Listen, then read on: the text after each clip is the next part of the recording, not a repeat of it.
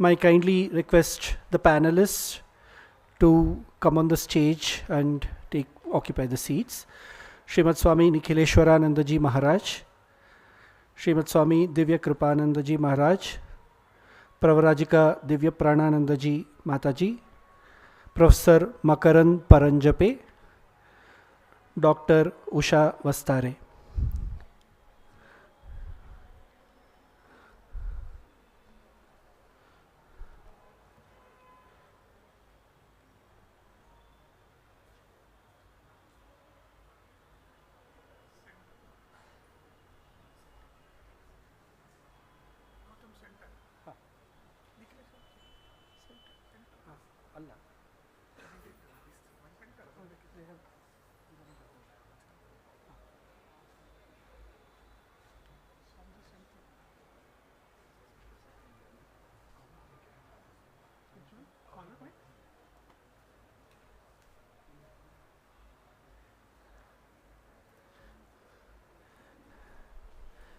May I now kindly request the moderator of the session, Dr. T.S. Mohan, to set up the context and introduce the panelist. Dr. T.S. Mohan.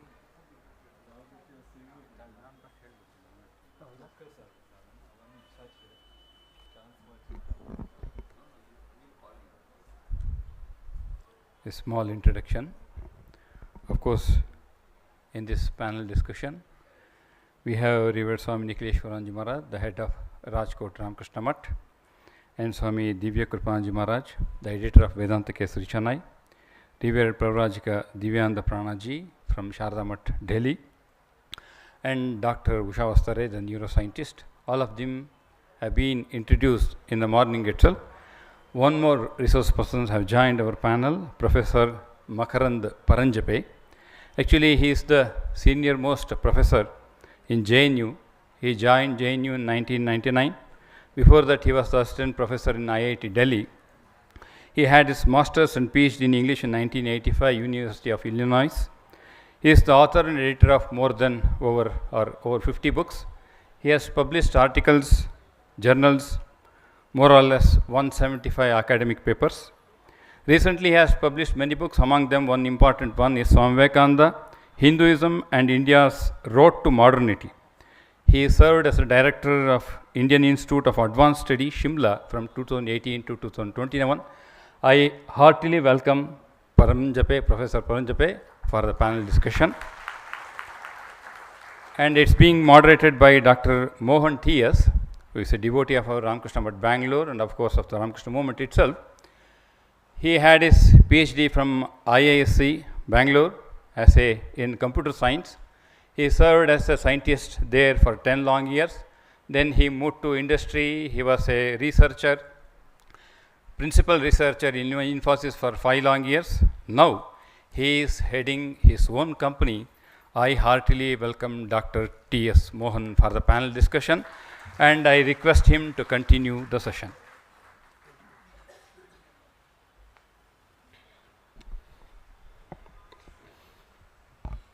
Namashri Yatirajaya Vivekananda Surye Satchitsika Swarupaya Swamine Tapaharine. Revered Swamijis, Mataji, devotees, and well-wishers. It's my privilege to be here, and I thank Puja Swami Nityasanji Maharaj for this opportunity to enable the sharing of thoughts of the eminences out here. And I hope after lunch we really have a very vibrant and active session. So please keep your antenna open, because they are going to have some very interesting anecdotes to share, and you will have an opportunity to ask them very direct, pinpointed questions. So on that note, for the next 1 hour till about 3:21, we hope to have a very productive session. So Swamiji, with your permission, we start. Mataji. So the topic which we have for the panel is very interesting, because if you invariably see, everybody keeps talking about Swami Vivekananda. Am I right? We all talk about Swami Vivekananda. And when it comes to practice, there's so much of silence there. Now what we are going to do is going to make that silence be very vibrant and full of energy, so you can hear how the eminences here have put into practice or have seen successful practices or ideals of Swami Vivekananda in our contemporary life, right? So the discussion is very interesting, implementing Swami Vivekananda's ideals. And why is this important? Because those ideals, like Swami Mataji was telling, Swami Vivekananda spoke Vedanta, and Vedanta is so timeless and it's so relevant as it was then as it is now.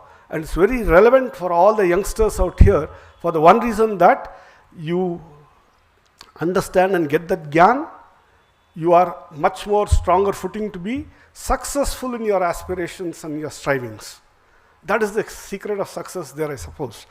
So let's ask them tough questions and hope they get to shoot at us with pinpointed answers. That's the takeaway. Is that good? Yes or no? Are you all live? Okay. So I'll start this question with Swamiji. Swamiji at Rajkot, Swami Nikeshwaranji Maharaj at Rajkot has been instrumental in reaching out to a lot of youngsters in Gujarat. And he has made such a deep impact that people in Canada have been asking him to come online to give talks and in Gujarati. Okay? So I heard that from him yesterday and I want to build on that. Swamiji, implementing the ideals of Swami Vivekananda, especially in the contemporary world where everybody is so self-centered. It's like, I want this privilege, I want that perk. And I do not want anything that comes in between. And if you see the elections, and Karnataka has been through elections like 2 days back, and even now we heard people go on a victory rally and all that.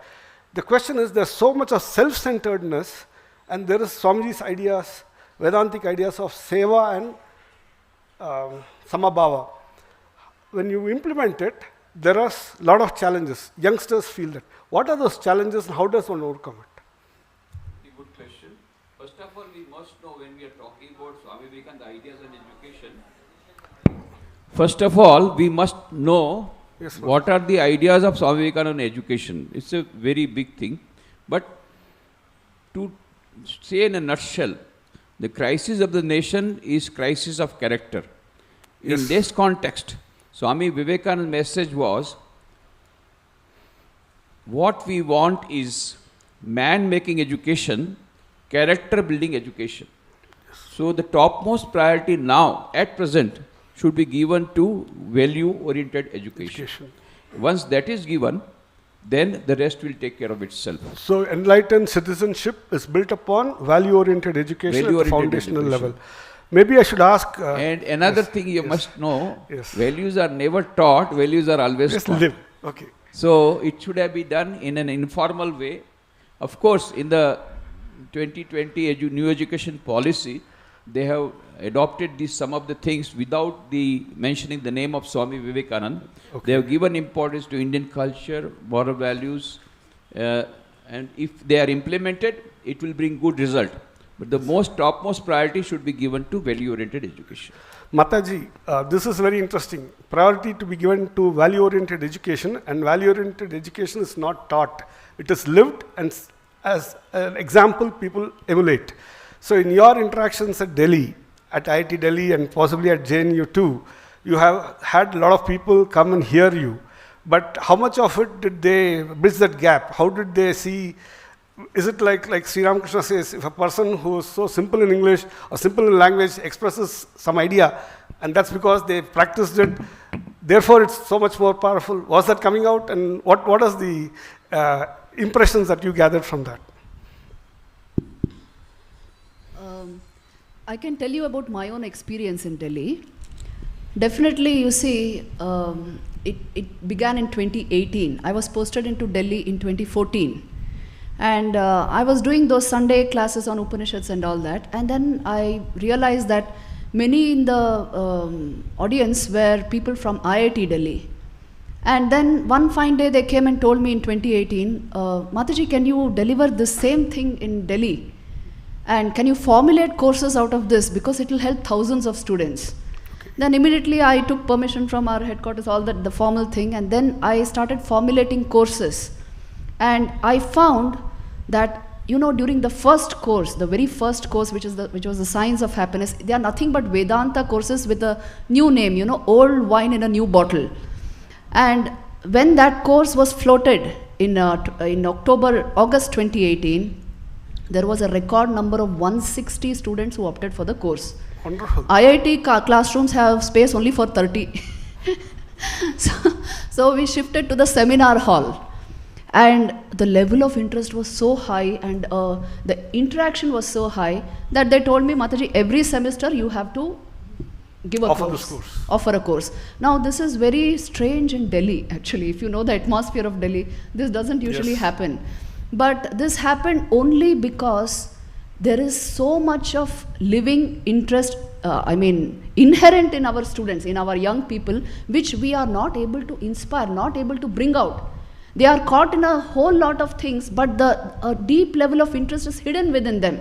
Yes. So when they encounter something like this, when they listen to it, at once the interest is aroused.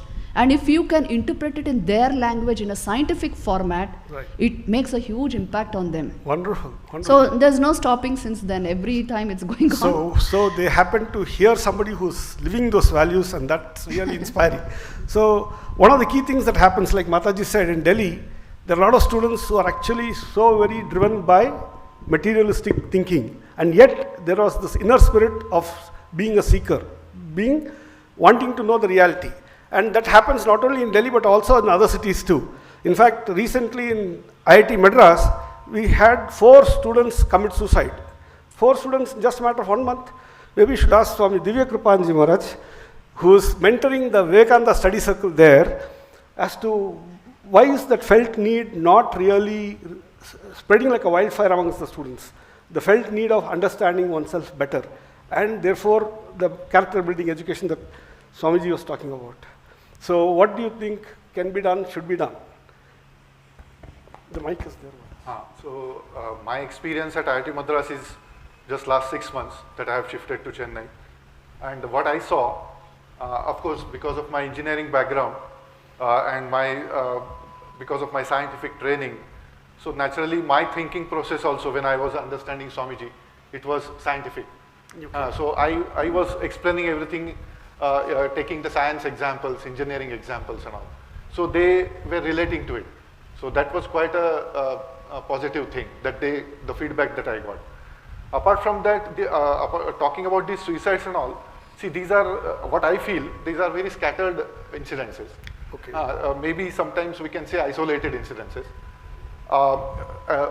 Surely it has happened in quite a quick succession, so it is like alarming. But we are trying our best to reach out to students. We are trying to implement various programs. We are even thinking of having our book stalls, Swami Vivekananda's books, reaching out to them. Right. Wellness session. Just recently, our Chennai Math Swamiji went there to address a wellness session, and it was received very well. Beautiful. So many such programs we are conducting. And the director of the IIT Madras is very much favorable to our Swamiji's ideas. Yes. He's a devotee of Swamiji. Professor Kamakoti. So he, that is a great thing. He is very helpful and very positive about it. So wonderful. We will hope that in short time it will be. So Vivekananda Study Circle as a vehicle is reaching out to all the people, especially those who feel very psychologically marginalized, to be able to help them pull themselves up to face the realities of the world, realities of the academic world. Maybe I should ask Dr. Vastare, what are the 2 tips that you would like to give all the students out here so that they can stand up and tell to themselves and to those people around them who are like, I am totally gone, this world is not for me, I think the only way to save my face is to hang myself on a rope. What is your 2 tips that you would like to give them so they can get out of that mindset? Sure. The first tip for the students is figure out the meaning and purpose of your lives. I'm saying this from a scientific perspective, totally from a scientific perspective. And of course, I can talk from the philosophical perspective too, but figure out why. Why are you here as a student? And then after a few years, you're going to go into becoming a professional. And when you try and answer this question, the answer changes as you grow older and as you mature, as you evolve. So figure out the meaning and purpose of your life. That is the first tip. The second tip is try to do the right thing each time and every time. We focus on doing things right, but we need to focus on doing the right thing first, and then doing things right will come later. Wonderful, wonderful. So, Dr. Vastare has essentially given 2 tips for all of us to essentially find the purpose of life, right? And to do the right things, not things right. Do the right things. And of course, there's something called the trial and error. To err is human, right? To forgive is divine. But then, in the process, we ought to be learning, agile and learning. That's a very interesting thing. But then what do you do to students who are kind of stuck in the rut? You know, like perhaps I should like to take you all to the campus of JNU, and we have Professor Makarand Paranjape here. We have students who are stuck in the rut in terms of certain ideologies, right? Which is like always agitating, in conflict, not wanting to open up the minds, not wanting to know. There's a Vivekananda who's a role model for a lot of us to achieve our aspirations and in that process contribute to the society, right? Atmano mokshartam jagatithaya, a very gross level is, I want to achieve my aspiration and I want to contribute to the society. So maybe I should ask Professor Paranjape sir, there was a beautiful statue of Swami Vivekananda which got inaugurated, and immediately the next day they put some graffiti on it. What is the challenges that you see the students have in terms of getting over that mindset in order to understand the value of Swami Vivekananda? Thank you very much, Dr. Mohan, Maharaj, Matajis, and other Maharajas, Matajis here, and friends. It's really an honor and privilege to be here. And I want to address this question at 2 levels, since I've taught at IIT Delhi, and then I crossed the road literally and came to JNU. And I don't want to start with JNU, I want to start with IIT. And I want to say 2 things about IIT. First of all, people in IIT are far more receptive to the ideals of not just Swamiji, but to spirituality, you know, Hinduism, Indian thought and culture. They are far more receptive. And long before these courses actually started, there's been a history of addressing some of these issues. There have been meditation groups on campus. I was teaching there in the 90s. We had our own study circle there, and we also had a meditation group, and there were lots of different types of spiritual practitioners coming to IIT Delhi, and there was a great interest. And there was also a course called Science and Humanism, where we taught, the connection, the interconnections between science and spirituality. We didn't want to call it spirituality, but it was called Science and Humanism. So there was a fertile ground. But as I said, I want to strike a contrary note, which is that there's a large section of IITians who are depressed, okay? There's a lot of research on this. Between 15 and 20% there is a lot of depression on IIT campuses. And the reason is not all of them want to be engineers. They might have wanted to do other things. And because of this social pressure and parental pressure, they are in a discipline that they don't actually always want to be in. And that's why these courses are of so much benefit to them. It opens up their mind. So there's 2 sides to an IIT. There is the success story. Everyone has a sense of purpose. They feel they've got a bright future, especially the undergrads. So the MTechs and all are a slightly different lot, so we won't go into that. Now compare that to JNU, where the culture is very different, okay? It's a culture of conflict, of resistance, of anti-this, anti-that. And a similar course may not have that many takers because of, tremendous indoctrination from the left, which has been going on from the inception. And even in JNU, there are science disciplines. There's computer science, there's life sciences, there are biotech and other courses. And again, people there are more receptive. But the others, as our Prime Minister called them, Andolan Jivis. So they have made a profession of agitation. So there's a tale of two campuses, and the culture is very different. Now, I want to say two things. You brought about the very interesting, fact of the statue of Swamiji. It's a beautiful statue. And if you go there, even tonight if you go there, everybody's flocking around the Swami Vivekananda statue and not the Nehru statue. This is a fact.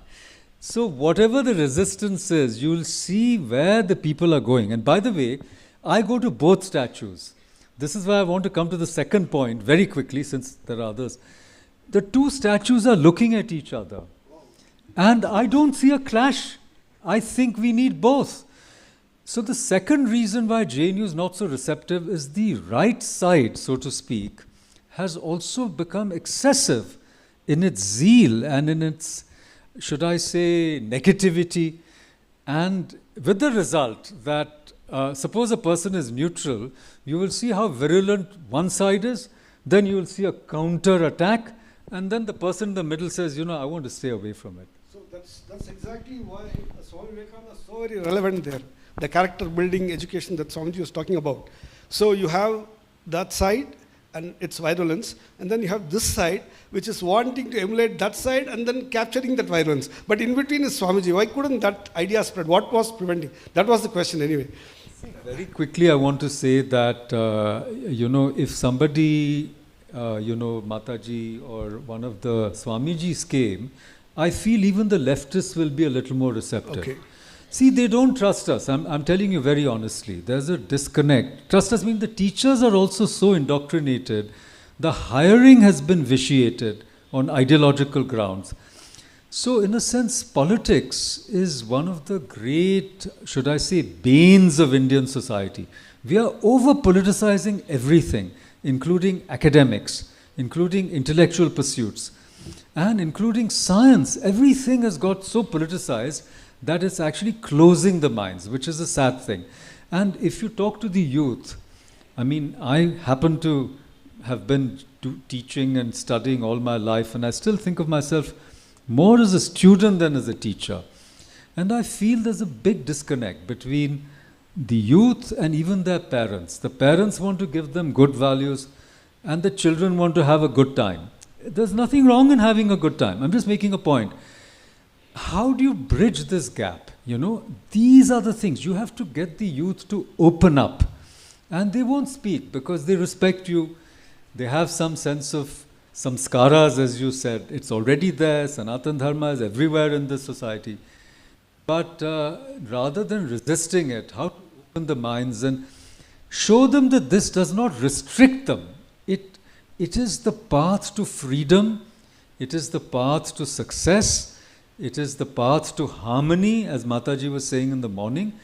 So we should see this, people say value education, but it's not a part of the curriculum. It always is added, It's like you study whatever it is you're studying in your classroom, in your curriculum, and then outside the curriculum, they're saying be good, do good, or speak the truth, whatever it is, satyam vada dharmam chara. But where are the examples? If you look all around, you see selfishness, greed for power, materialism. Indians are so materialistic. Let's be honest. Everywhere you see... Perhaps that's why Vedanta prospered here. Vedanta needs good, prosperous society, but not a society totally devoted to sensory pleasure or profit. That is why we have dharma, artha, kama and moksha. So I'm saying, for me, Vedanta is so liberative. It is full of... such wisdom that also teaches, people said in the morning, my own nature, which is divine, I don't have to feel, we are amritasya putraha. Who is going to tell you this except Vedanta? And then also to see the same divinity in other people. So if we can open the mind and that psychic awakening can happen, because the education is too mental, everybody knows. It's only mental training, So the role model, so I'm just saying, the last thing I want to say is that school children are more receptive. You come to college, there's rebellion, they're learning from their peers. They don't want their parents around. They don't want their teachers. They are horizontally bonding with their own group. They have groups all over the world. They're always on the phone. You don't know who they are talking to. So we have to make this very friendly to the youth, saying this is not to curtail you or limit you. In fact, you're limitless. Explore all dimensions of yourself. So I think if we can show it in that light, it'll create a spark. That's Beautiful. I'd like to take this question back to our Puja Swamiji. So Maharaj, much of the ideals of Swami Vivekananda, especially in matters of character building education, is kind of been put into the NEP 2020. Kind of. It's not really there. And it's also a case where you find that there's a lot of these youngsters who reject anything that is Indic, traditional, or something which comes with the load of Tyaga Seva type labels. The Ramakrishna mission has been doing a yeoman service for the past 125 years in molding leaders who have gone on to serve the Indian society in very responsible positions of power. And the impact is so fantastic that India today is an ocean of stability, or rather, oasis of stability in the ocean of chaos that is around in the rest of the world. So, a great credit goes to that. But the question is, given the contemporary challenges, how do you think the Ramakrishna mission should possibly change, adapt, or metamorphosize to cater to the situations that, say, Professor Makaran Paranjabi was talking about, or what Dr. Vastare was saying, or more than that, our Swamiji was saying? Yeah, very good question. This is exactly the challenge before the Ramakrishna mission or before us, how to protect the modern youth from going astray or for becoming coming under depression or becoming drug addict and all that, or at least going in the right way is a very big challenge. So one of the methods, as I told you, is that they are addicted to social media. So it has got so many negative things. But जहर जहर को मारता है, poison poison को मारता है, poison will kill the poison. That's why you found in the morning we have started this particular social media platform by which we will be having the latest technology way in which all the facts will be there. It will be presented with the latest technology. So that is the language they will understand. So we have to talk to them in the language they understand, number one. Second is that it has to be scientific, because they are rational, they are intellectuals. They are highly intellectual. Most of them have got very good intelligence. But is it IQ only? So we have to tell them that what you want for total success is also EQ and also SQ. Yes. So when I went to Harvard 2018, I was talking to the students in the same Sevier Hall where Swami Vivekananda had spoken. Fortunately, I had the privilege. And when I talked about SQ, spiritual intelligence, they became so much interested. It was 1 hour program, went on for 2.5 hours. And then when we found when we came out, it was all snow around. Oh. They had very lots of snowfall. Not only that, they wanted to learn more about SQ. Then I said these are the 4 yogas by which you can have SQ. Then they wanted practical demonstration. Then they wanted to learn devotional song, and we all sang Raghupati Raghava Rajaram in Harvard University. Wow, that's very nice. Maybe we should also sing a bhajan at the end of it. So, Swamiji, I really appreciate what you said. Developing one's SQ and putting that into action is what Swami Vivekananda was talking all about, and that's very, very critical. So, taking from that, I'd like to go to Dr. Usha Vastare and saying that character building education enables a person to develop the leadership, to look at the world around.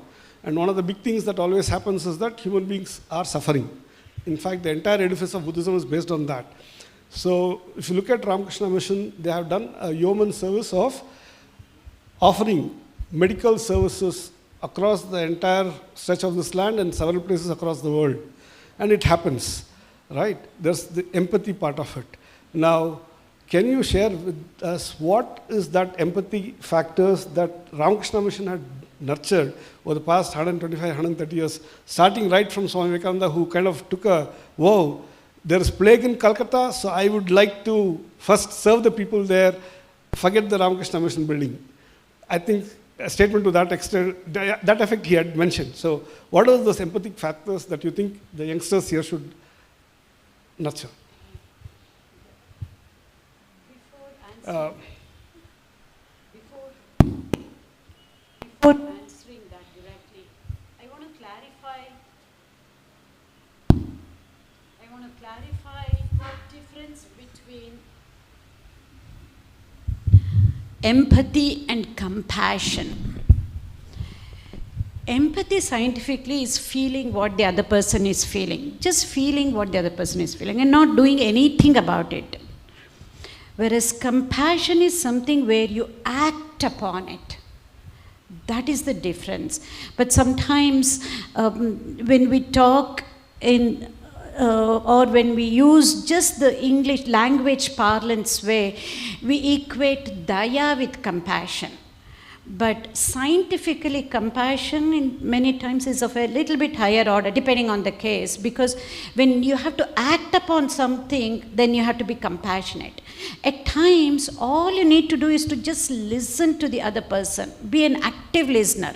Then empathetic is going to be okay. So for us, in a scientific perspective, daya is sympathy. Looking at somebody from a hierarchical perspective, you know. This is the slight language difference I just want to bring about. So according to me, based on these definitions, scientific definitions of empathy, sympathy and compassion, Ramakrishna mission way is being compassionate. It's not just talking about the ideals, they acted upon it, and then they showed that these ideals work. I feel that if we can take this angle, making everybody as a karma yogi, because these days wherever I go, and especially having this positive psychology experience, you know, because that's such a simple word, we think positive psychology everybody understands, but that is the newest field in neuroscience. So just thinking positive and talking positive is what people think is positive psychology. It isn't. So materialistic and self-centered. And absolutely. And there are many, many commercial workshops which train people to talk positive. Just talking positive, it is like you scratch my back and I'll scratch yours, that networking, corporate, old boys network kind of a language. We need to go deeper to make people act upon it. Otherwise, there is cognitive dissonance, you know. So maybe I should ask Mataji, revered Mataji, for that cognitive dissonance part and how she thinks one can overcome it, more so because there is Dayamado Ranga. There's a nice beautiful song which I'm sure you know. We want Daya of Bhagavan in terms of action, not just in terms of lip service, right? So Ramakrishna Mission has been doing this reaching out, being with the people and then making a difference, but it's on a small way. What is it that is, meaning when you interacted with the IIT Delhi students or in JNU or in other universities, did you see the, what do you call the buds of the sapling coming up, which you could touch upon and that lit up for them to act on those ideas? See, I definitely saw it. By the way, I have spoken 6 times at JNU. And I always had a very positive response there. Only when I see the media and I see what is happening in JNU, I realize that the leftist wing is quite strong there. But otherwise, I have had such a positive experience. This is what I learned.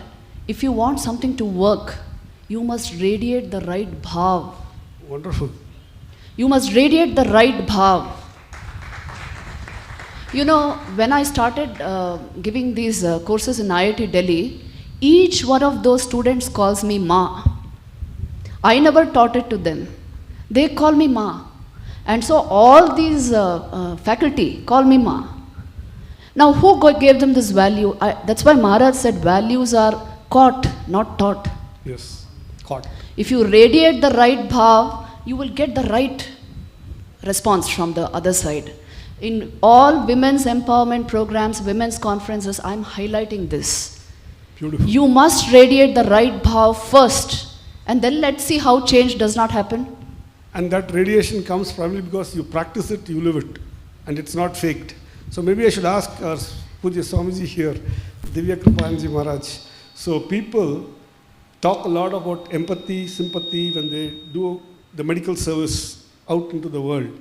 And in fact, there's a huge racket about it, because if there's a big cottage industry of NGOs going abroad, begging for money and then pumping it out here for all kinds of seva, they do it because they don't radiate it. But when Ramakrishna Mission does it, there's a big difference.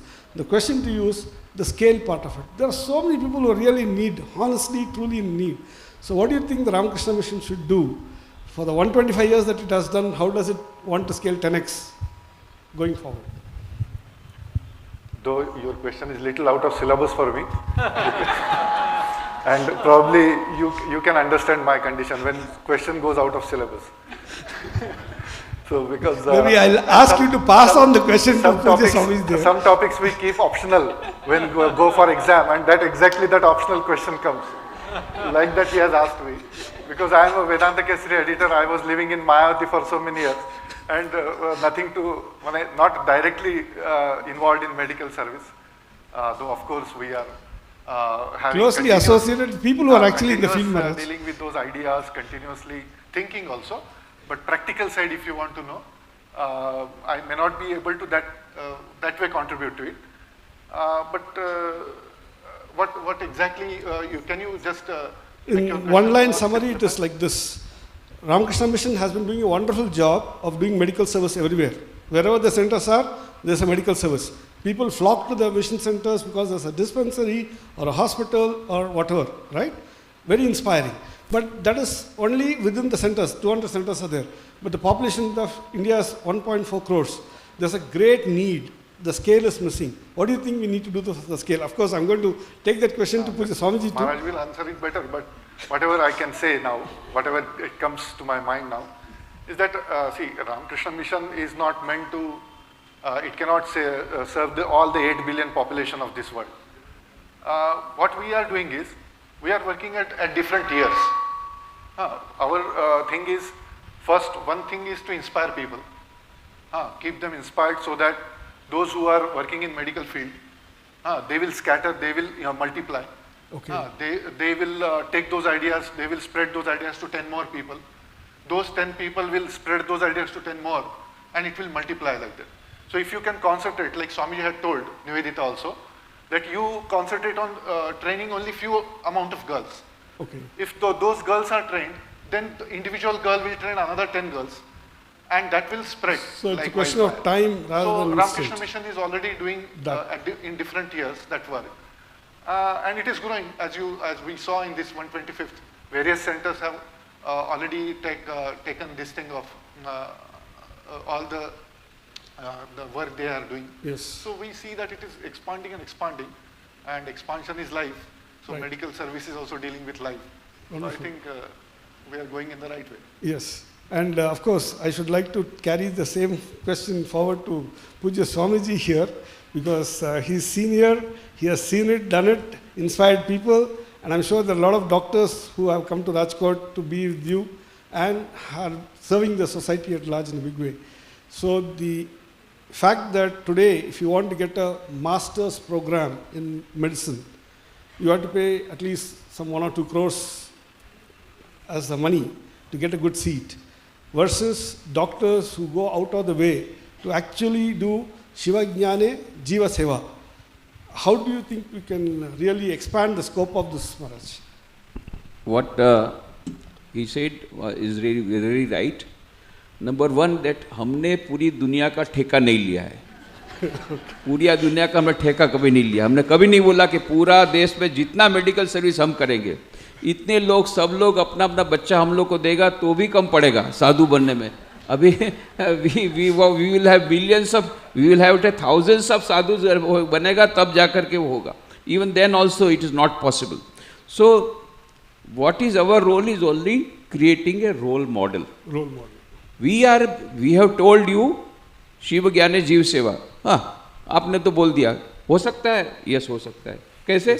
देखो, आओ हमारे medical unit में, how this doctors are serving with this great attitude of service and the quality of service you see, and at the cheapest price that you see, we are able to do it. Why can't you do it? This is the role model that we are providing. Now seeing that other NGOs, as I told you in the morning, when we started that hospital, they laughed at us and they told us Bhangi Sadhu. But now these organizations, the same the same religious organizations, they themselves have started all the service activities. Now there is उल्टा हो गया, अभी competition हो गया. I said it is a healthy competition. बोले हम भी hospital खोलेंगे, आँख का हॉस्पिटल. बोले खोलो ना, हमको क्या मना है. हमको you see, we have not come here for opening eye hospital. We wanted to show this is role model. If that inspires you to start 100 hospitals, you start. That is good for the society, number one. Number two is training the people, what he was telling. I will just give you one case example. One doctor, he just got hold of one small book of Swami Vivekananda and he got inspired. It so happened that another lady doctor also got inspired with the book of Swami Vivekananda. Wonderful. And both got married. Oh. And both went to America. Okay. And they had a lot of money. Okay. And both thought that just reading books is not enough. We must implement it. So we must do rural development service. Both left their very, very precarious career, came back to India, and then went to their guru, that is Swami Vireshwarananji, the 10th president of the Ramakrishna order. Then he suggested you start a small institution for providing medical services. So they started in Jhagadia. This is the name of the village in Bharuch district of Gujarat. They started more than 50 years back, and they started in a very small way. Today it has become a very big banyan tree, very huge institutions, and their role model has been taken by the government of India. Through mobile, they are now reaching out to the various villages, and that particular was given, all the primary health care centers of Gujarat were given to them for the contract. They received Sasakawa award, so many other awards, but that is not the main thing. Main thing is that now hundreds, they again in Seva Rural Jagadia, some doctors were working, they got inspiration, they started their own institution in some other parts of Gujarat, and so it is multiplying. This multiplication is what we need. Wonderful. That is the inspiration that we are giving. I think that is the takeaway here. Ramakrishna Mission will practice the value and be a role model. It is for us to emulate that role model and virally multiply the impact on the society for our seva to the society. And I think Dr. Anil Bhai Desai and Dr. Lataben Desai. Lataben Desai got Padma Shri award recently. Beautiful. Wonderful. I think this is the key, and I think that's the way to scale. But let me kind of take a layman's perspective, and I should ask Makarand Paranjape. You have been a professor of literature, fine, but you're also looking at the world, and medical services is one big thing where NGOs prosper a lot. And then there's Ramakrishna Mission, right? Now you have so many of these youngsters out here. So as a professor who would like to inspire the youngsters with beautiful anecdotes, what do you think is there in Ramakrishna Mission, apart from what Swamiji said, that these youngsters should look out for and feel it for themselves in terms of this medical service? See, as Maharaj said, when the Kankhal Sevashram was started, the medical, I've been there myself, and there's of course one in Banaras also, very big one. And you know, the Swamis who were there, they said this is not the job of Swamiji's, and they were called Bhangi Swamis, etc. You know, the point is that there is a health epidemic all over the world because of a medicalization of society. In the US, for example, even children are given, they are medicalized and medicated and sent to school because they have some attention deficit disorder, something or the other. So the human body and how it connects with our own emotional apparatus, the mind, all of these things are in a state of great disruption. So wellness is now one of the most important, should I say, even commercially important areas of life all over the world, okay? And wellness doesn't come just through treatment or therapeutics. It comes through a change in lifestyle. And when it comes to the youth, one of the things I ask them, have you had your lunch? Because I find young people don't eat properly. And because they don't eat properly, their moods are out of whack. Their moods are not properly regulated because the biochemistry of mood is also linked to food. And a lot of junk food actually leads to schizophrenia, leads to mental illness, depression, like people eating junk food. So what I'm trying to say is we need an integral approach to health, to well-being, and to bigger issues such as the purpose of life itself that Dr. Ustari was talking about. Now, to put all this together, I just want to, in a nutshell, feel, as a teacher, I feel it's so important that students should think and should get the sense, should feel, when you brought in sympathy, empathy, that the teacher cares for them. Right. The teacher wants them to do well, and they're willing to go the extra mile to get the best out of them. So what I'm trying to say is, Swamiji said, I want 100 men, Where are those 100 men? Maybe there are 2,000 Swamijis in the Ramakrishna mission, and maybe there are similar people, role models all over the world. But the force multiplier that you're talking about hasn't even today happened, because I think from childhood, when people grow up, they don't feel cared for. They don't feel as if there is an investment in their integral and holistic development and well-being. And I think this is what teachers can convey.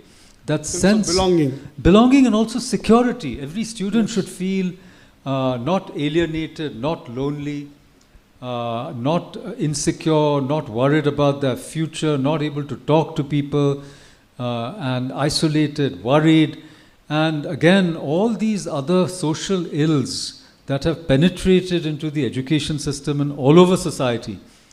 Unless we create a sense that, we care about what happens to our students are also not going to respond back to us. That's how I look at it. Wonderful, wonderful.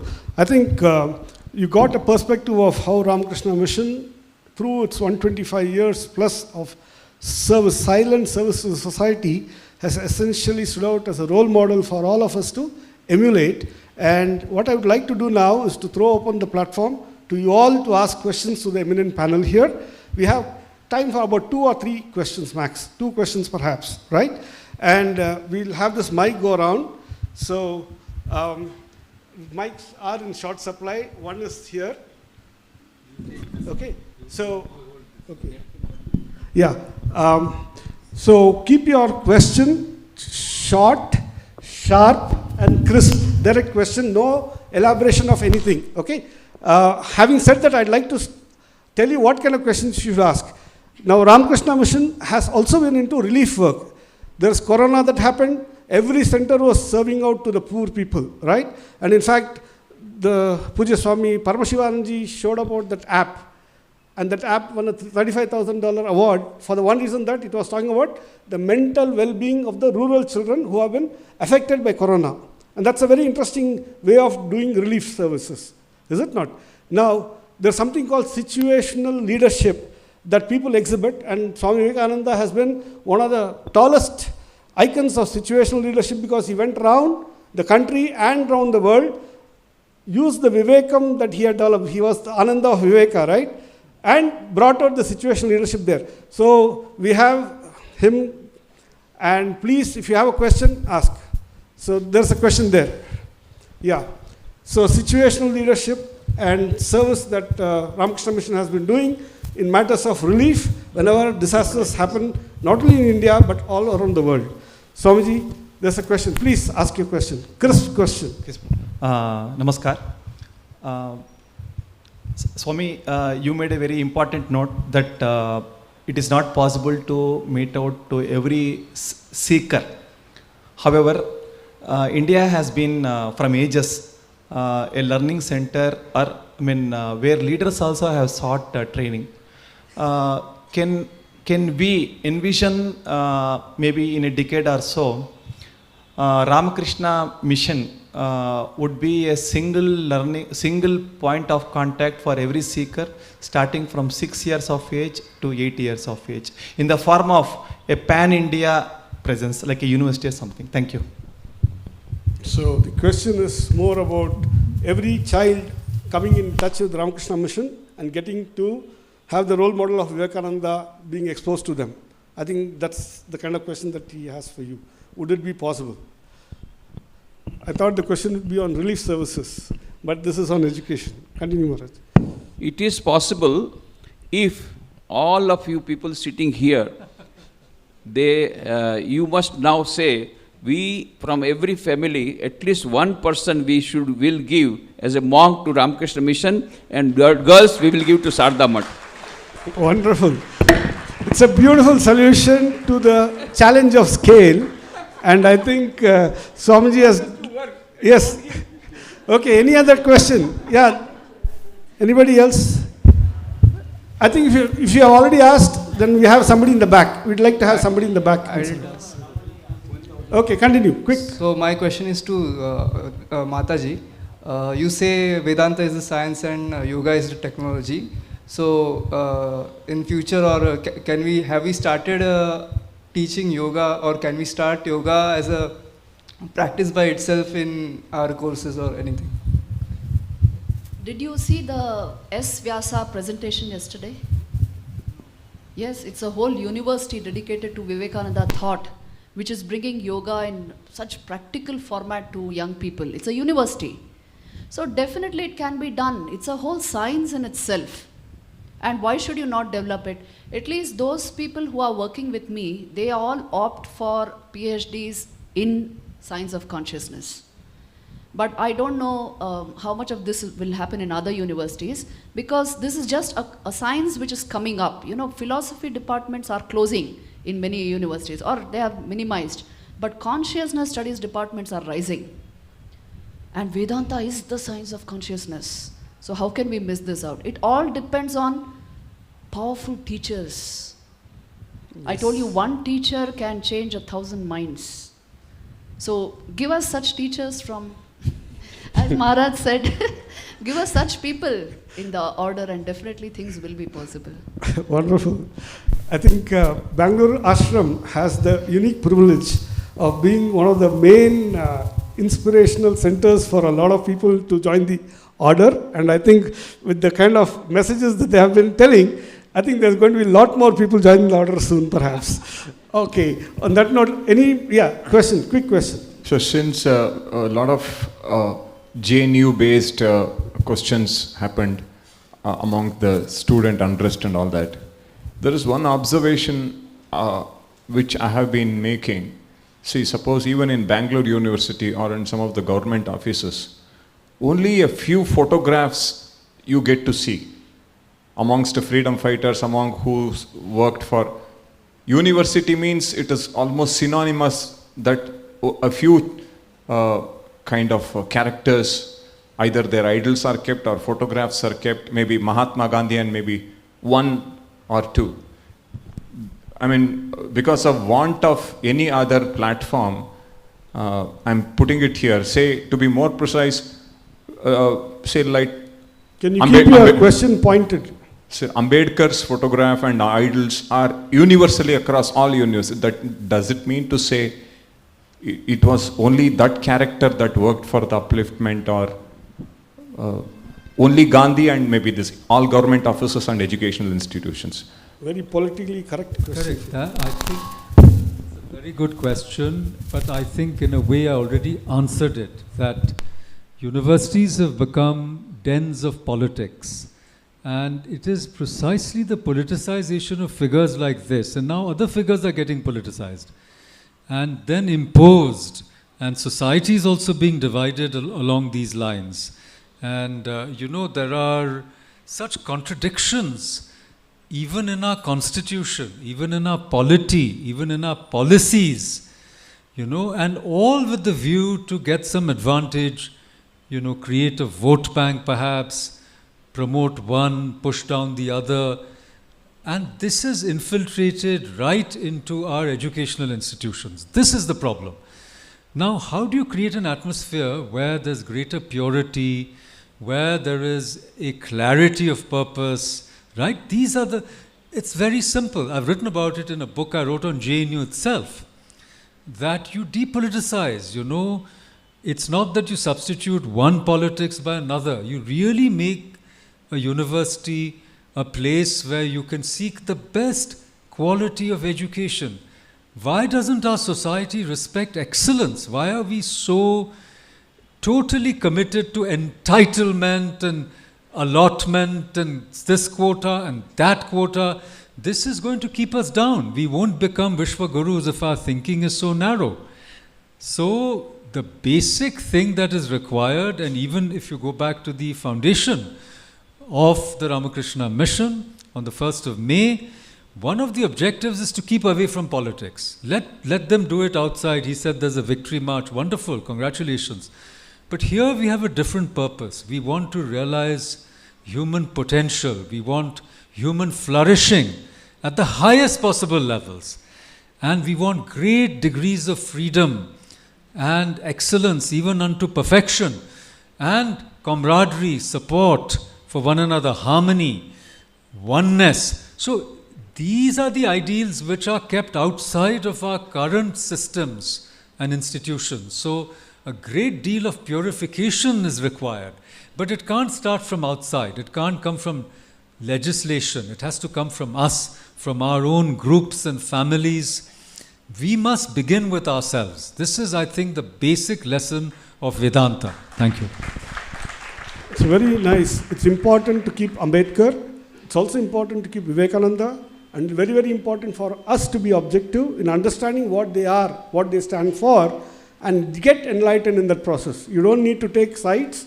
You need to be objective. You need to essentially pursue excellence. And that's a very beautiful, apt answer. I haven't got any questions from this side of the... Yeah, there's a young lady out here. Yes, ma'am. Pranam Swamiji, Pranam Mataji. And my question is for Mataji. We have selected an idea, means I am telling in my perspective, and we are working on it.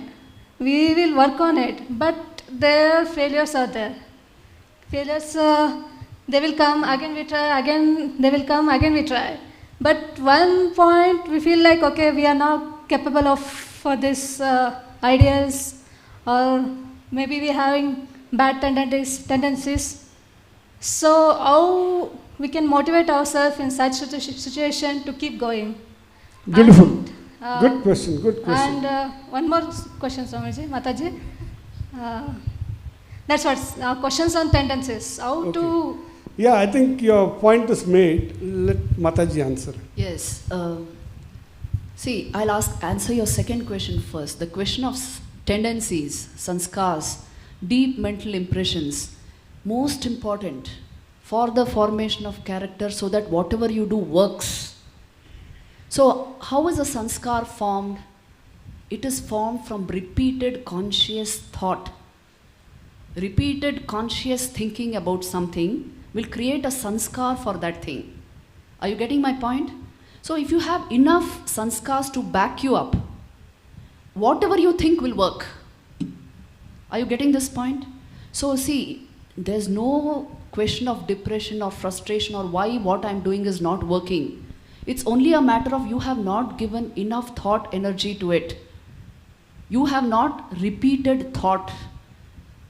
Because repetition of vritti creates the sanskars. Sanskars give you the power to make the thing work. This is the cycle. Have you watched the video on positive thinking, which we have released? It was released during COVID. For the simple reason, these are the laws of your mind. Please understand. What you repeatedly think, you will become.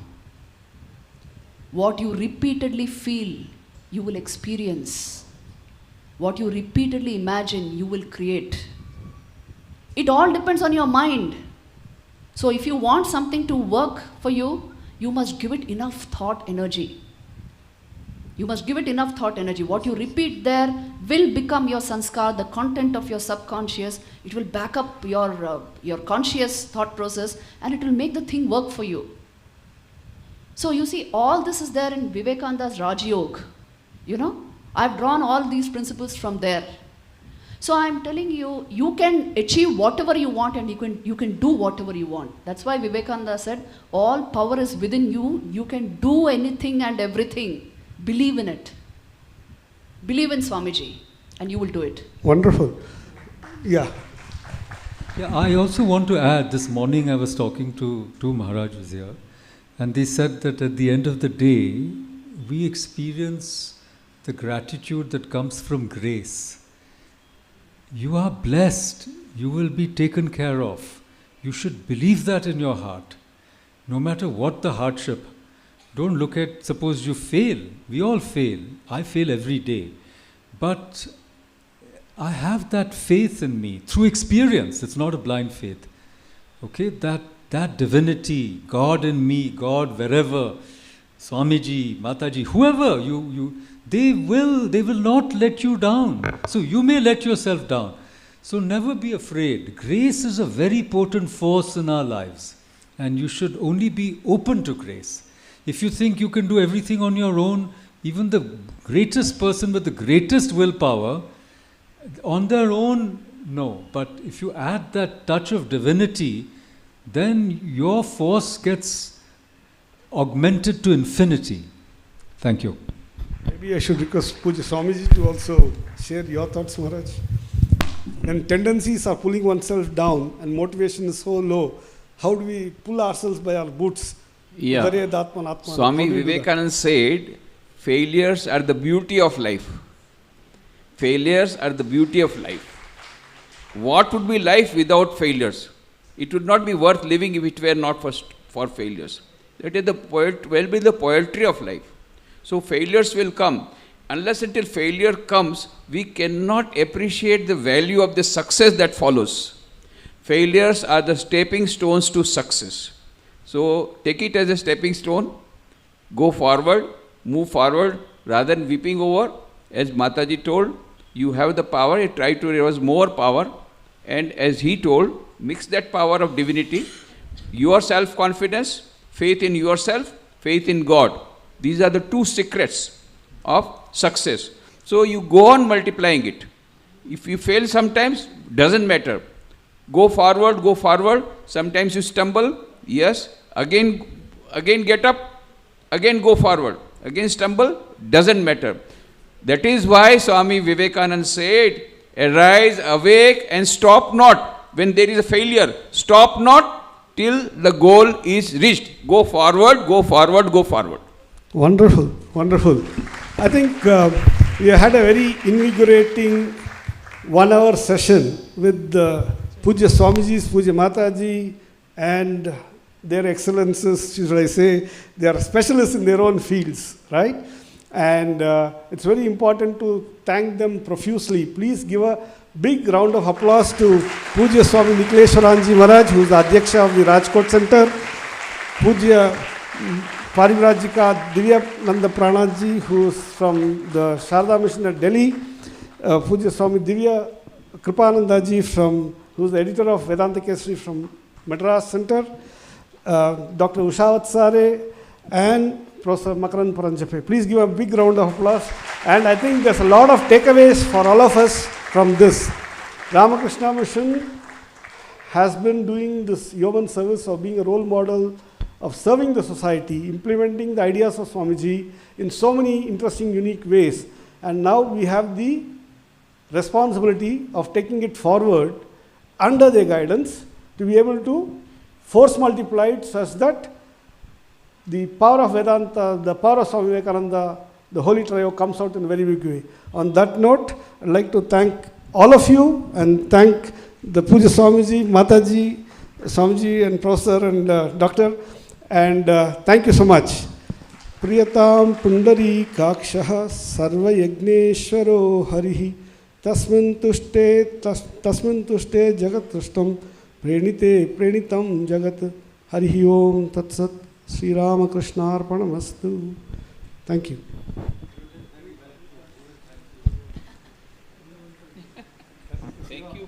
nice anchoring. Nice. Last but not the least, would like to thank Dr. T.S. Mohan for the wonderful moderation. Before we actually come to the final conclusion, we have two more programs. One is the summary of today's talks as well as bhajans. I have a quick announcements. Ramakrishna Mutt, Bangalore has a special initiative called Vivekananda Study Circle, which aims to create an ecosystem that helps strengthen seeking minds in developing deep concentration and intuition. Our guided meditation series have helped many with a combination of the above. The sessions conducted by renowned and seasoned subject matter experts and senior monks tap into the inner intelligence already in mankind. Those who are interested may kindly register yourself for the Vivekananda Study Circle. At the back, there is a counter for that. Please do register. Thank you. Students who have registered their names and provided their phone number may not match with whatever that has been provided by your college. Since we need to issue the participation certificates for all the students who have attended today's session, we request one of the representatives from the college or the faculty member present here to kindly proceed to the counter after the program is over and provide your contact details so that you can share the list of students who have attended the sessions today so that the certificates can be dispatched. So one of the representatives from the colleges may want to connect with the counter at the back side. A very special celebration is also happening at the Ramakrishna Mutt Baswangudi, which is an initiative from Sri Ramakrishna Vidyarthi Mandiram called Verdant Celebration or Hasiru Habba, a botanical tribute on the 80th year of Sri Ramakrishna Vidyarthi Mandiram as well as the 125th anniversary of the Ramakrishna mission. You may want to please visit a beautiful botanical garden which has been created specially. The botanical garden is open till 6 p.m. So after the program, you may want to kindly proceed through the inner road itself. We have an inner pathway which leads to the mandiram. Please do visit, and the botanical gardens, the celebration would conclude on 15th. So since you are all here, we would request you to kindly pay a visit to the Vidyarthi Mandiram also. Okay, may now kindly request Mr. V. Sheshadri, senior volunteer and a devotee of the Ramakrishna Mutt, Bangalore, to kindly summarize the talks of today's session. Mr. Sheshadri.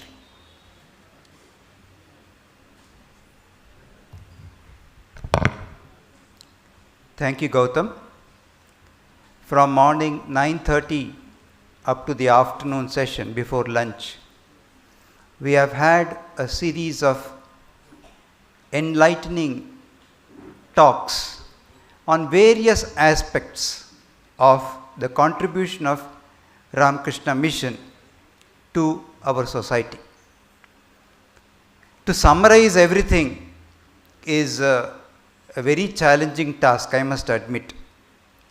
But having been given this task, I thought I will take a few ideas, one or two ideas from each talk, and present them as a summary.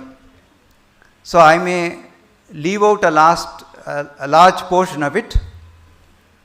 You can think about it and see what you have picked up from these sessions.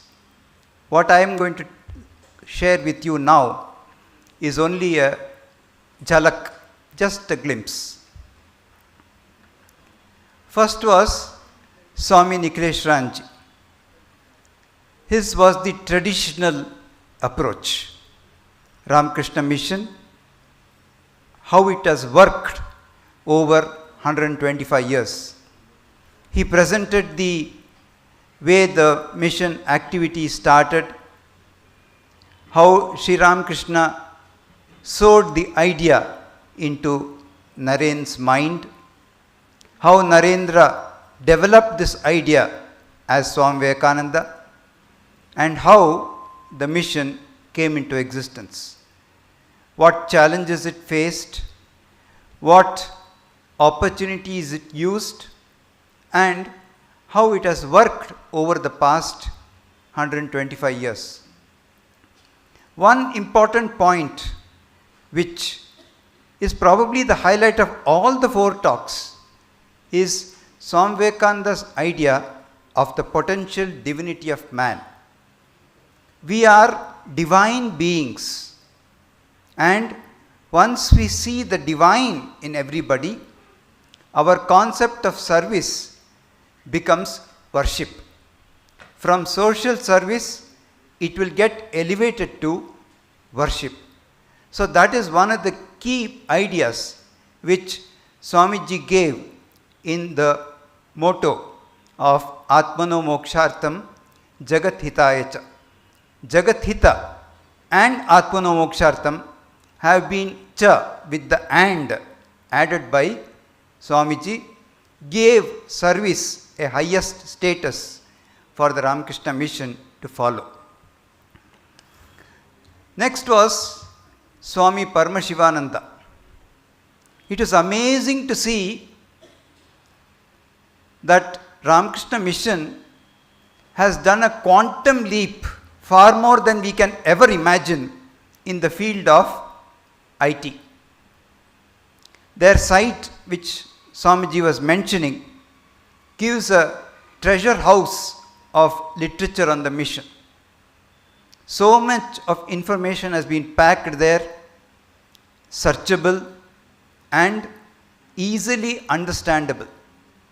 So, for the modern mind, who are slowly moving away from reading to reference, this initiative, I am sure, will make a vast difference in the way people think and work.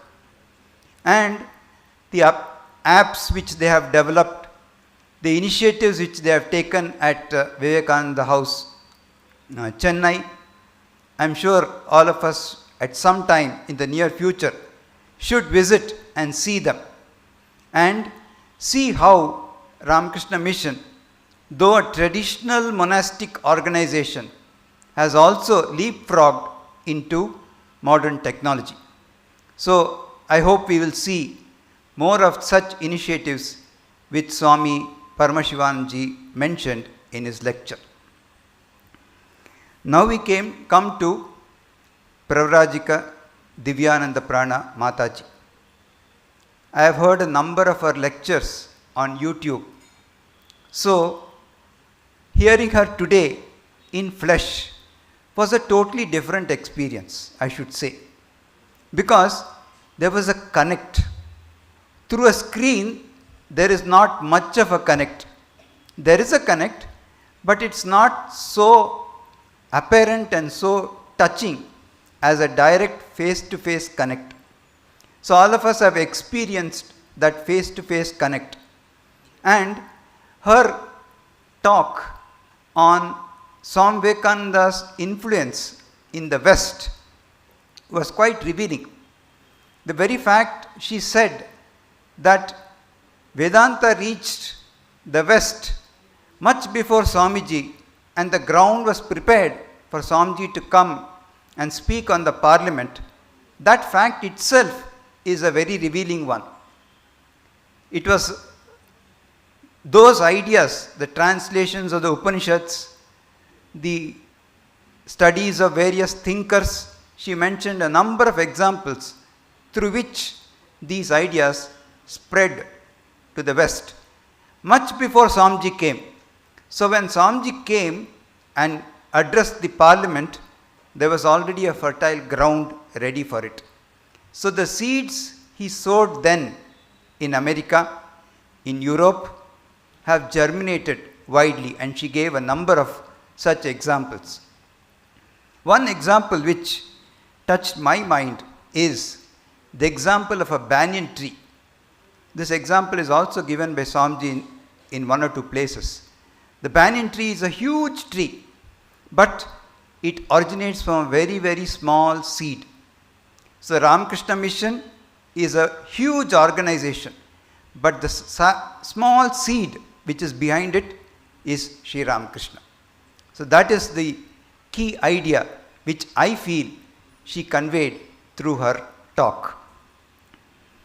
Next was, and the last talk in the series was, Dr. Usha Vistare's talk on neuroscience. Her talk gave a new light to how we can interpret Swami Vivekananda's concept of the 4 yogas. She took us through a thought experiment, and through various examples of real life, what we can relate to as one-to-one, she brought about a way to harmonize all the 4 yogas. Earlier in the morning, Swami Nikhileshwaranji had given a description of the emblem of the order. Whatever example Dr. Usha Vistare said was an elaboration of that model which Swami Vivekananda himself designed. So these are a few of the important things which I could gather from these. There are many more, but due to paucity of time, I restricted to only a few ideas.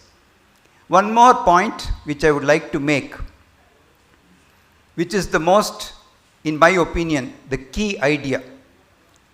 Society can change, thinking can change only through ideas. It is the power of ideas which can change anything. You can have so many activities, so many buildings, so many discourses, but it is the idea which has to germinate in each and every heart. Very curiously and coincidentally, many of the speakers are disseminators of ideas. We have Swami Nikhileshwaranji, who was editor of the Gujarati magazine Vivek Jyot. We have the editor of Vedanta Kesari of Chennai. We have the editor of Samvit magazine of the Sharda Mission. And tomorrow we will have Swami Vivekananda, of the editor of Prabhupada Bharata. So these magazines are disseminators of the ideas of Ramakrishna and Vivekananda. And that is what I feel will make the change. So I hope all of you have had a very vibrant session and learnt many of these ideas. There are many more you can think about, ruminate. It is like, cow will eat grass and then it will just swallow the grass. It will go to one's stomach. But then after some time, it will take out that grass, chew it, it's called chewing the cud, and then put it back into another portion of the stomach where it is digested. So we have received so many ideas today. It's up to us now to chew the cud over all those ideas and digest them, implement them in our life.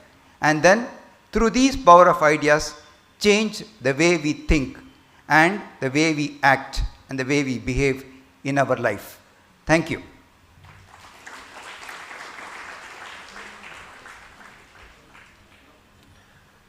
Thanks, Sheshadri, for wonderfully summarizing all the today's talks. Thank you so much.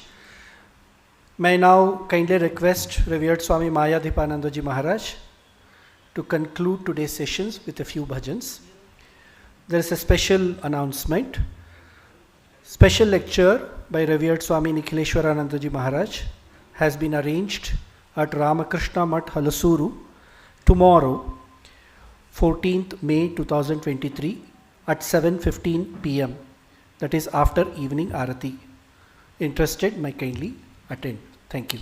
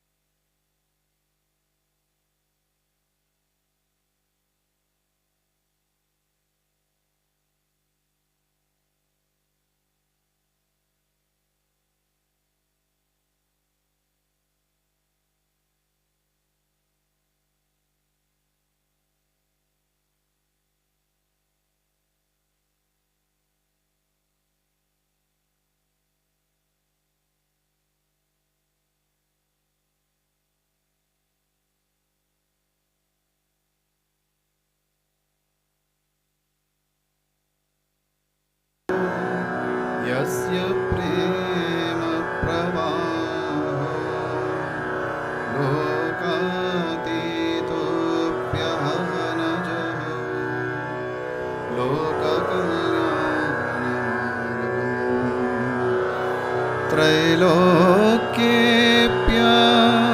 त्रैलोक्येऽप्यप्रतिममहिमा Janaki प्राणबन्धो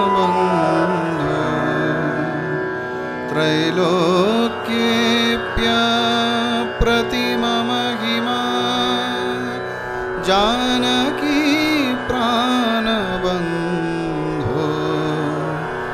भक्त्या ज्ञानामृतवरवपो सीतया यो हि रामः स्तब्धीकृत्य प्रलयकलितं बाहुवोत्थं महान्तं हित्वा रात्रिं प्रकृतिसहजाम् अन्धतामिश्रमिश्राम् गीतं शान्तं मधुरमपि यः सिंहनादं जगर्ज गीतं शान्तं मधुरमपि यः सिंहनादं जगर्ज सोऽयं जातः प्रथितपुरुषो रामकृष्णस्त्विदानीं सोऽयं जातः प्रथितपुरुषो रामकृष्णस्त्विदानीम्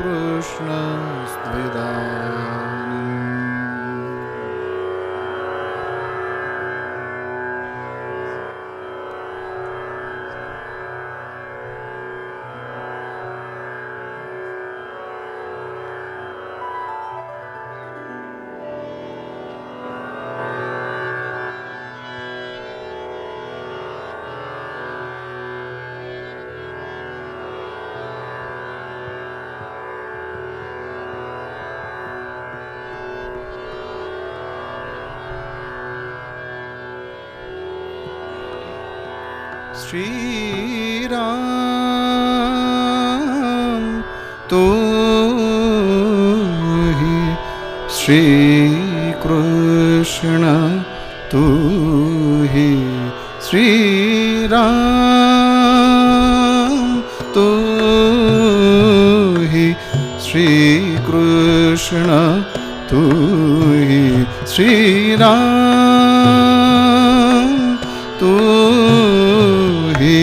श्री कृष्ण तू ही परब्रह्म नारायण तू ही आदि शक्ति परब्रह्म नारायण तू ही आदि शक्ति श्री राम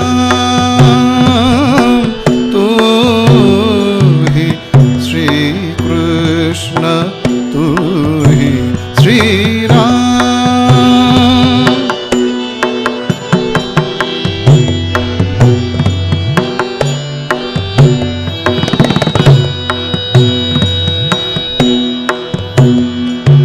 तू ही सृजन पालन तू ही सृजन पालन संहरण कर तू ही सृजन पालन संहरण कर शांति विधारण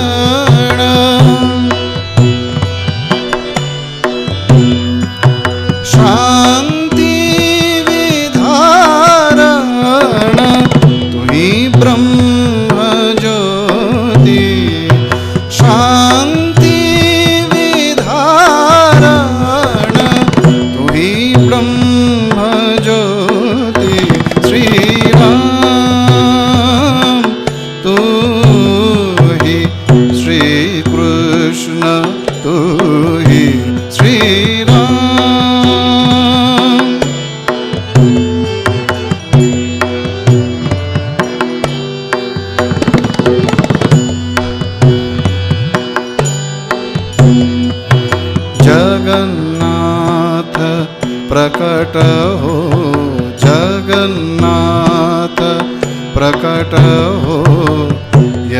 पुण्य भूमि में शिखावत सब धर्म समज्ञान प्रतीति जगन्नाथ प्रकट हो यह पुण्य भूमि में शिखावत सब धर्म समज्ञान प्रतीति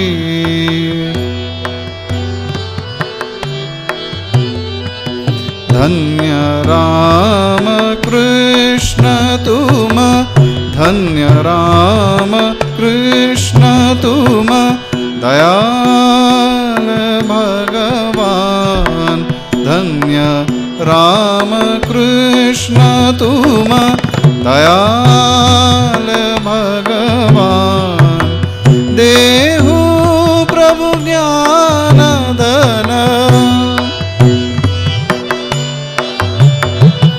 देहु प्रभु ज्ञान धन और शुद्ध भक्ति देहु प्रभु ज्ञान धन और शुद्ध भक्ति श्री राम तू ही श्री कृष्ण तू ही श्री राम तू ही श्री कृष्ण तू ही श्री राम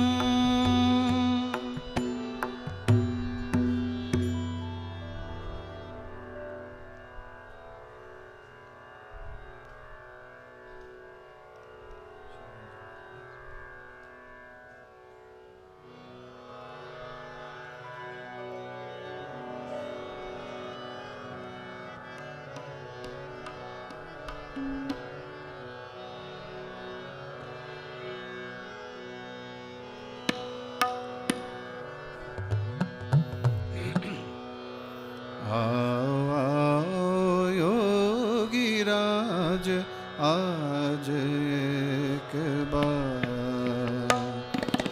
आओ योगीराज आज एक बार निज शक्ति दाई अभय मंत्र शक्ति दाई अभय मंत्र का करो प्रचार आज एक बार आओ आओ आओ आओ आओ योगीराज आज एक बार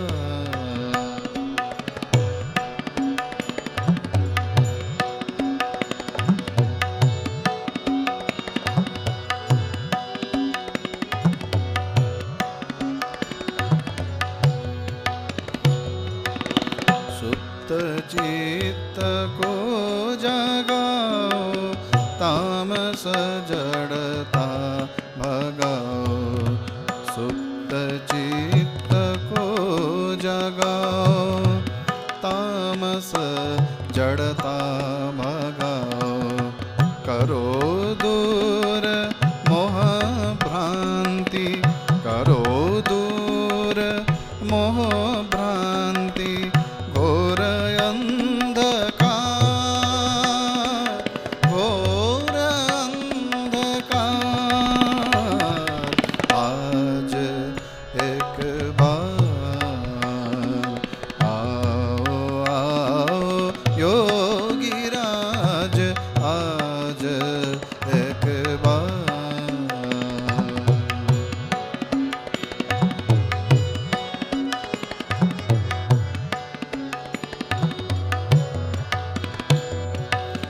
निज स्वरूप भूल जीव सहत यातना अतीव निज स्वरूप भूल जीव सहत यातना अतीव आत्मज्ञान कर प्रदान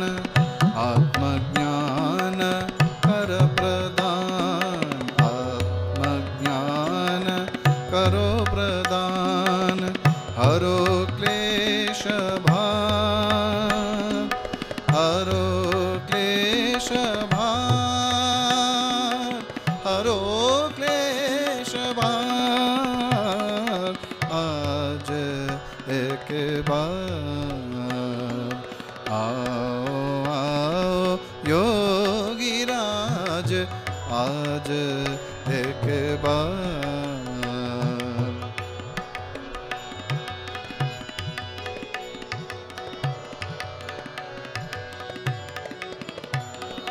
आओ आओ दीननाथ, आओ आओ दीननाथ, वीर योगी वेश में, मोह मगन शोक भगन, दैन्यग्रस्त देश में।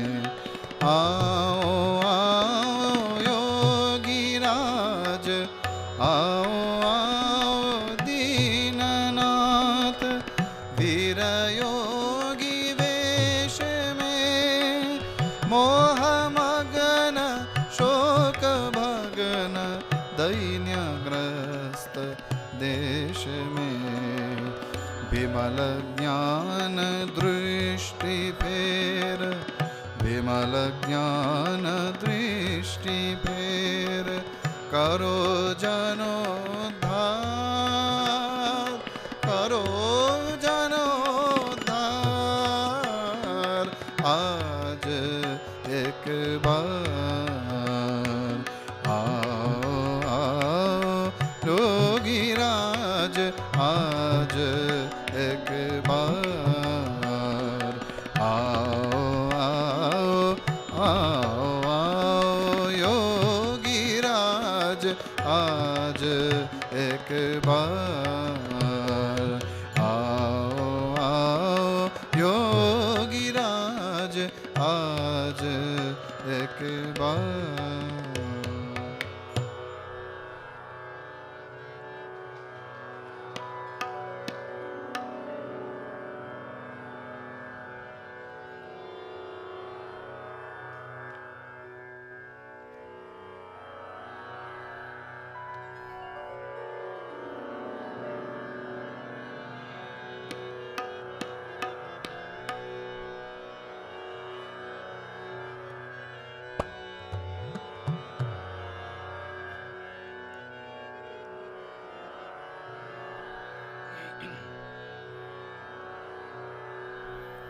ಭರತ ಖಂಡದ ನೀಲ ಗಗನವತಿ ಮಿರ ಮುಸುಕಿರಲು, ಭರತ ಖಂಡದ ನೀಲ ಗಗನವತಿ ಮಿರ ಮುಸುಕಿರಲು, ಭಾರತೀಯರು ತಮ್ಮ ಧ್ಯೇಯವ ಮರೆತು ಮಲಗಿರಲು, ಭಾರತೀಯರು ತಮ್ಮ ಧ್ಯೇಯವ ಮರೆತು ಮಲಗಿರಲು, ಪರಮಹಂಸನೆ ಉದಯ ಸೂರ್ಯನ ತೆರದಿರಂಜಿಸಿದೆ, ಪರಮಹಂಸನೆ ಉದಯ ಸೂರ್ಯನ ತೆರದಿರಂಜಿಸಿದೆ, ಹೃದಯ ನವದ ಜ್ಞಾನ ತಿಮಿರವ ನಿರದೆ ಭಂಜಿಸಿದೆ, ಹೃದಯ ನವದ ಜ್ಞಾನ ತಿಮಿರದ ನಿರದೆ ವಂಚಿಸಿದೆ,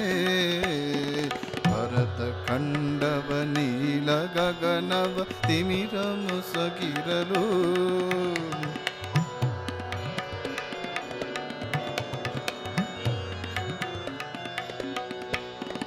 ಸರ್ವ ಮಾರ್ಗಗಳೊಂದೇ ನಿಲಯಕ್ಕೆ ಪೋಪುವೆಂಬುದನು, ಸರ್ವ ಮಾರ್ಗಗಳೊಂದೇ ನಿಲಯಕ್ಕೆ ಪೋಪುವೆಂಬುದನು, ಯೋಗ ವಿದ್ಯೆಯೊಳರಿತು ಮಾನವ ಕುಲಕ್ಕೆ ಬೋಧಿಸಿದೆ, ಯೋಗ ವಿದ್ಯೆಯೊಳರಿತು ಮಾನವ ಕುಲಕ್ಕೆ ಬೋಧಿಸಿದೆ, ಕ್ರೈಸ್ತ ಹಿಂದೂ ಮಹಮದೀಯರ್ ಬೌದ್ಧ ಮೊದಲಾದ, ಕ್ರೈಸ್ತ ಹಿಂದೂ ಮಹಮದೀಯರ್ ಬೌದ್ಧ ಮೊದಲಾದ ಮತಗಳಾತ್ಮವದೊಂದೆ ಎಂಬುದು ತಿಳುಗಿ ಪಾಲಿಸಿದೆ, ಮತಗಳಾತ್ಮವದೊಂದೇ ಎಂಬುದು ತಿಳುಹಿ ಮಾಲಿಸಿದೆ.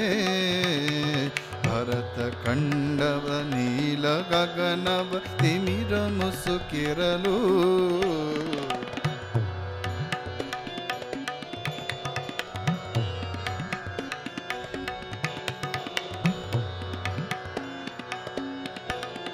ಕ್ರಿಸ್ತ ಮಹಮದ ರಾಮಕೃಷ್ಣ ಜೊರಾಸ್ತ ಗೌತಮರು. ಕ್ರಿಸ್ತ ಮಹಮದ ರಾಮಕೃಷ್ಣ ಜೊರಾಸ್ತ ಗೌತಮರು. ದಿವ್ಯ ವೇದ ಕುರಾನು ಬೈಬಲು ತಲ್ಮಳಾದಿಗಳು. ದಿವ್ಯ ವೇದ ಕುರಾನು ಬೈಬಲು ತಲ್ಮಳಾದಿಗಳು. ಗುಡಿಯು ಚರ್ಚು ಮಸೀದಿ ಆಶ್ರಮ ಅಗ್ನಿ ಪೂಜೆಗಳು. ಗುಡಿಯು ಚರ್ಚು ಮಸೀದಿ ಆಶ್ರಮ ಅಗ್ನಿ ಪೂಜೆಗಳು. ಕಾಶಿ ಮಕ್ಕಗಳೆಲ್ಲ ನಿನ್ನೊಳಗೈಕ್ಯವಾಗಿಹವು. ಕಾಶಿ ಮಕ್ಕಗಳೆಲ್ಲ ನಿನ್ನೊಳಗೈಕ್ಯವಾಗಿಹವು. ಭರತ ಖಂಡದ ನೀಲ ಗಗನವ ತಿಮಿರ ಮುಸುಕಿರಲು.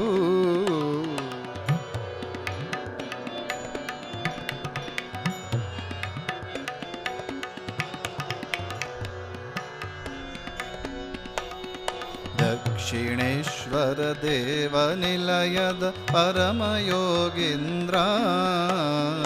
ದಕ್ಷಿಣೇಶ್ವರ ದೇವನಿಲಯದ ಪರಮಯೋಗೀಂದ್ರ.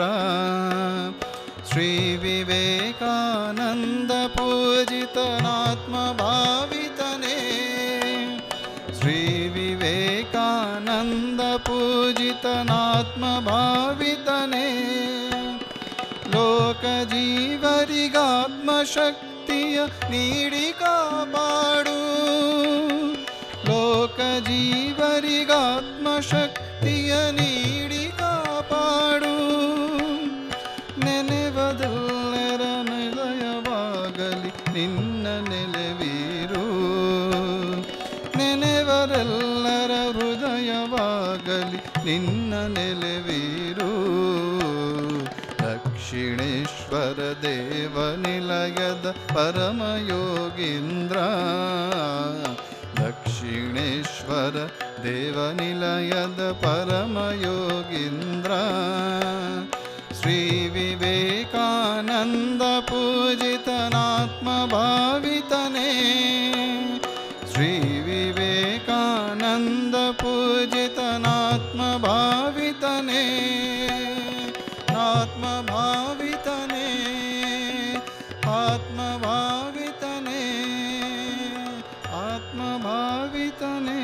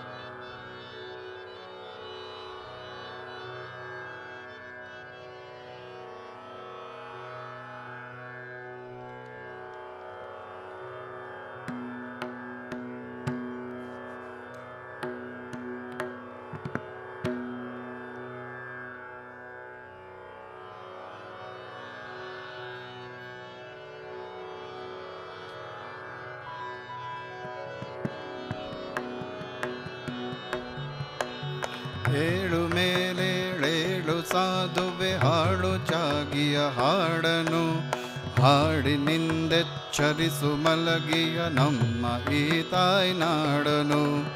ದೂಡದ ರವಿಯಡಲ್ಲಿ ಲೌಕಿಕ ವಿಷಯ ವಾಸನೆ ಮುಟ್ಟದೋ, ಎಲ್ಲಿ ಗಿರಿಗುಹೆ ಕಂದರದ ಬಳಿ ಜಗದ ಗಲಿವಲಿ ತಟ್ಟದೋ, ಎಲ್ಲಿ ಕಾಮವು ಸುಳಿಯದೋ ಮೆಣ್ ಎಲ್ಲಿ ಜೀವವು ತಿಳಿಯದೋ, ಎಲ್ಲಿ ಕಾಮವು ಸುಳಿಯದೋ ಮೆನ್ ಎಲ್ಲಿ ಜೀವವು ತುಳಿಯದೋ, ಕೀರ್ತಿ ಕಾಂಚನವೆಂಬುವಾಸಗಳಿಂದ ಜನಿಸುವ ಭ್ರಾಂತಿಯ ಎಲ್ಲಿ ಆತ್ಮವು ಪಡೆದು ನಲಿಬುದ ನಿಜವಾಗಿಯ ಶಾಂತಿಯ, ನನ್ನಿವರಿವಾನಂದವಾಗನಿಯಲ್ಲಿ ಸಂತತ ಹರಿವುದೋ, ಎಲ್ಲಿ ಎಡೆಬಿಡದಿಡದ ತೃಪ್ತಿಯ ಝರಿ ನಿರಂತರ ಸುರಿವುದೋ, ಅಲ್ಲಿ ಮೂಡಿದ ಹಾಡನುಲಿಯೈ ವೀರ ಸನ್ಯಾಸಿ, ಅಲ್ಲಿ ಮೂಡಿದ ಹಾಡನುಲಿಯೈ ವೀರ ಸನ್ಯಾಸಿ.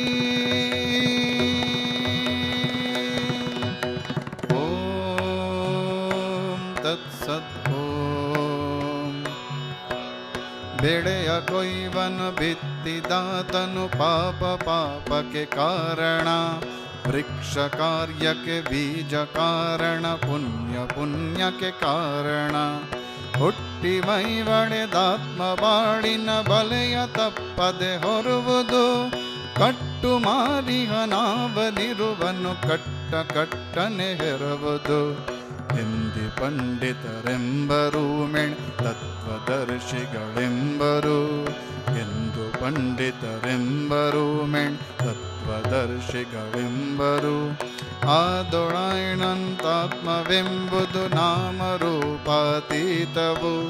ಮುಕ್ತಿ ಬಂಧಗಳೆಲ್ಲದಾತ್ಮವು ಸರ್ವ ನಿಯಮಾತೀತವು, ತತ್ವಮಸಿಯಂದರಿತು ಸಾಧುವೆ ಹಾಡು ಚಾಗಿಯ ಹಾಡನು, ಹಾಡಿನಿಂದೆಚ್ಚರಿಸು ಮಲಗಿಯ ನಮ್ಮ ಈ ತಾಯ್ನಾಡನು, ಸಾರು ಸಿದ್ಧನೆ ವಿಶ್ವ ಬಡಿಯಲಿ ಹಾಡು ಸನ್ಯಾಸಿ, ಸಾರು ಸಿದ್ಧನೆ ವಿಶ್ವ ಬಡಿಯಲಿ ಹಾಡು ಸನ್ಯಾಸಿ.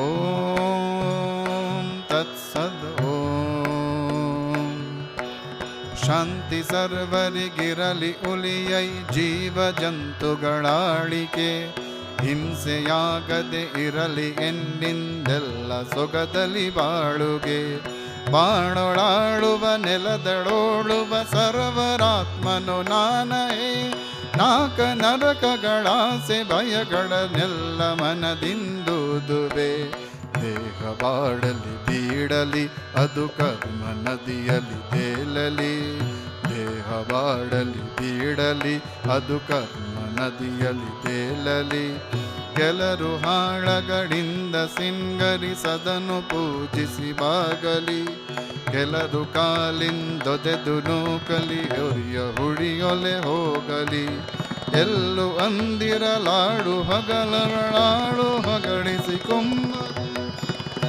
ನಿಂದಿಪರೆಲ್ಲ ಕೂಡಲು ಯಾರು ನಿಂದೆಯು ನಂಬಡು, ಪಾಶಗಳ ಕರಿ ಬಿಷುಡ ಕಿತ್ತರಿ ಹಾಡು ಸನ್ಯಾಸಿ, ಪಾಶಗಳ ಕರಿ ಬಿಷುಡ ಕಿತ್ತರಿ ಹಾಡು ಸನ್ಯಾಸಿ. ಓಂ ತತ್ಸದ್. ಓಂ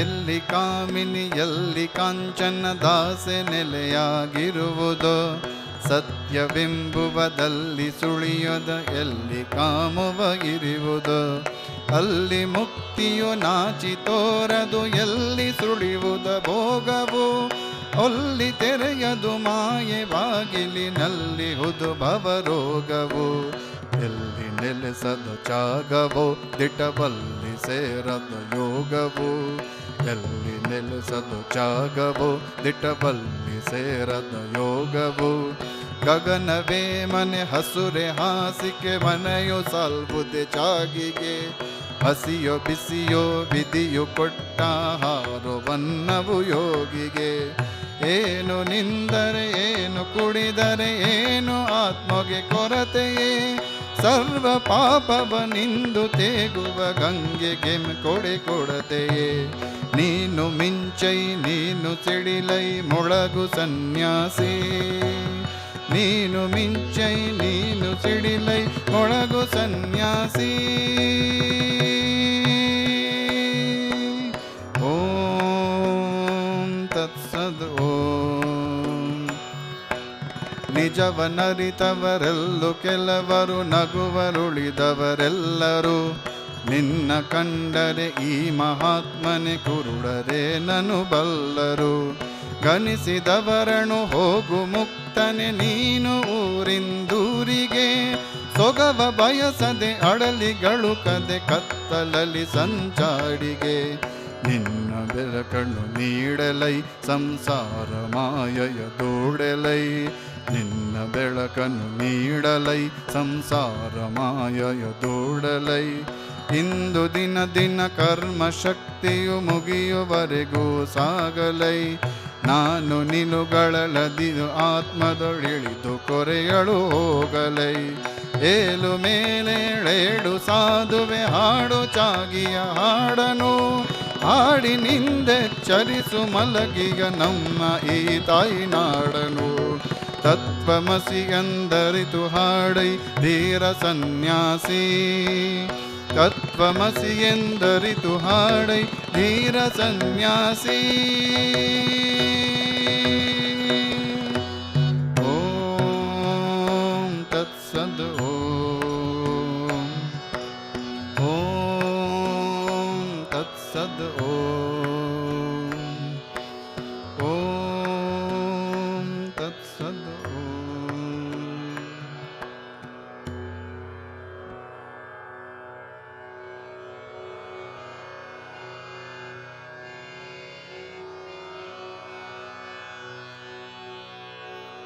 जय श्री गुरु महाराज जी की जय. जय श्री महामाई की जय. जय श्री स्वामी जी महाराज